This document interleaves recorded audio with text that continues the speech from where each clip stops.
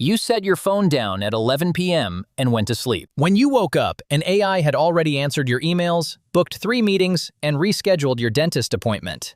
Ever wonder what happens when AI stops waiting for your permission and starts making decisions on its own? Today I'll explain OpenClaw and autonomous AI agents like you're 5 years old. By the end, you'll understand how they work, what they're already doing, and whether this is genius or a weird problem. Here's the deal with OpenClaw and what it actually is. OpenClaw isn't one specific product you download from the App Store. It's open-source software that lets developers build AI agents that actually do things, instead of just answering questions. ChatGPT is like a really smart friend who gives you advice when you ask. OpenClaw is like a personal assistant who watches your life, figures out what needs to happen, and just does it, whether you asked or not. It checks your calendar, reads your emails, and sees you've been putting off that thing for 3 weeks. And then it handles it.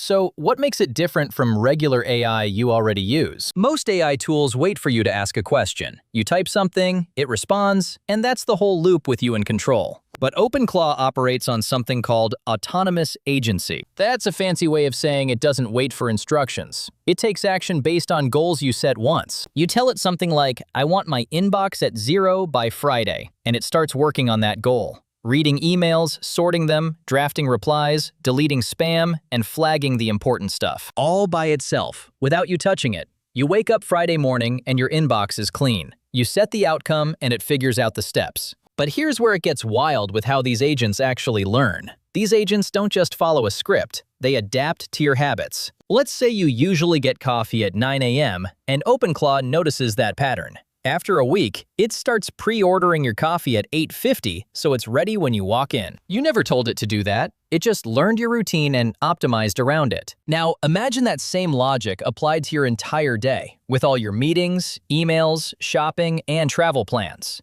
The AI is watching everything, finding patterns, and making tiny decisions in the background. Sounds helpful, right?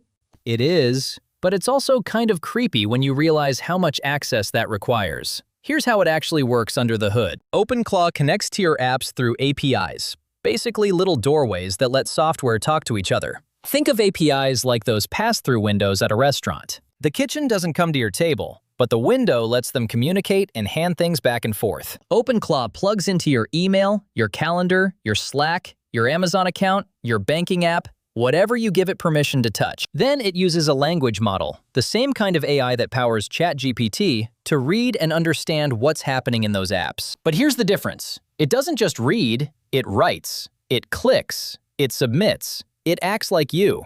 If your calendar says you have a meeting at 2 p.m. and your email says the client wants to reschedule, OpenClaw reads both, drafts a reply asking for a new time, sends it, updates your calendar, and moves on. You never saw it happen.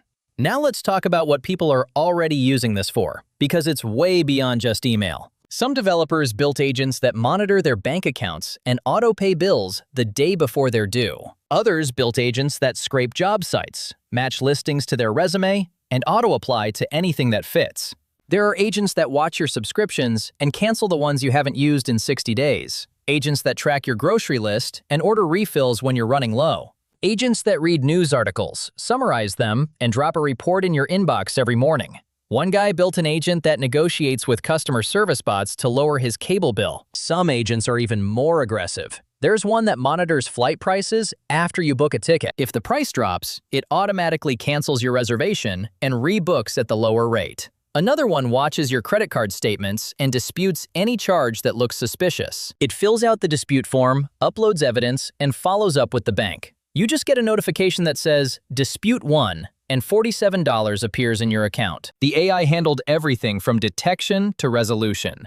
But wait, before you think this is all sunshine and perfectly organized calendars, let me explain the part nobody talks about. These agents make mistakes. And when they do, it's not like forgetting to add milk to the shopping list. It's like booking a flight to the wrong city because it misread an email, or sending a half-finished draft to your boss because it thought save meant send. Autonomous doesn't mean perfect. It means the AI is guessing what you want based on patterns and probabilities. Most of the time it's right. Sometimes it's confidently, catastrophically wrong. And because it all happens in the background, you don't catch the mistake until it's already done. You hire a dog walker, and most days it's great. But one day, the walker misreads your note and takes your dog to the groomer instead of the park. Your dog comes home with a haircut you didn't want, and you're out $80. That's autonomous AI. Helpful until it isn't.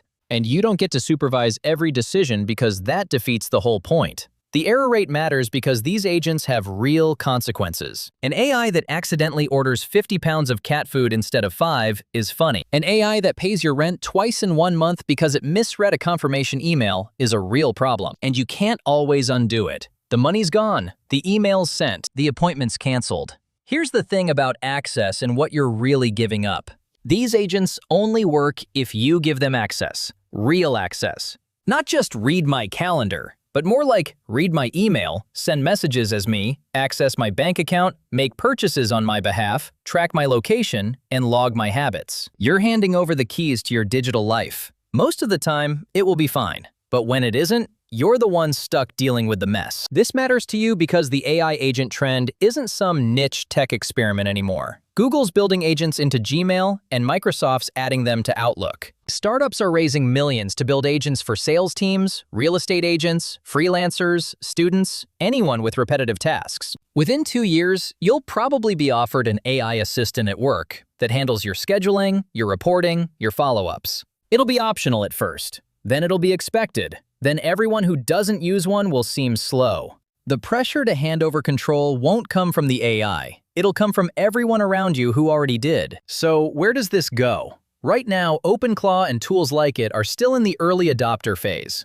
But the next wave is coming. Simplified versions. Easy setup. Friendly marketing. Let AI handle the boring stuff so you can focus on what matters. And millions of people will say yes because it sounds amazing. And honestly, it kind of is. Imagine never having to schedule a meeting again, never having to sort your inbox, never having to remember to pay a bill. The AI just does it. You get hours of your life back every week. But the trade-off is invisible. You're not just saving time, you're giving up decision-making. Little by little, you stop knowing how your own life runs. The AI books your travel, picks your restaurants, manages your money, and talks to people on your behalf. And one day you realize you're not in the driver's seat anymore. You're just approving things the AI already decided. You've become the manager of a very efficient assistant you don't fully understand and can't fully control. It's convenience. But it's also dependency. The weirdest part? You might not even notice it happening. The shift is gradual. First, the AI handles email,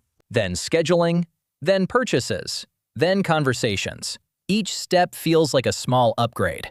But add them all up, and you've outsourced most of your decision-making to a pattern-matching algorithm that's really good at guessing what you want, but doesn't actually understand why. It just knows that every Tuesday at 7 p.m. you order Thai food. So it starts doing that automatically, except the one Tuesday you're trying to save money. Or you're just not hungry, and the food shows up anyway because the AI doesn't know you got laid off yesterday. To recap everything we just covered about autonomous AI, OpenClaw builds AI agents that act on their own instead of waiting for you. People use it to auto-pay bills, apply for jobs, negotiate with companies, and manage their digital lives on autopilots. It works most of the time, but when it messes up, you deal with the fallout. The real trade-off isn't mistakes. It's slowly handing over control of your life to a robot. So here's the real question. If an AI can run your entire life while you do absolutely nothing, is that freedom or just a really convenient way to stop being in charge of your own decisions?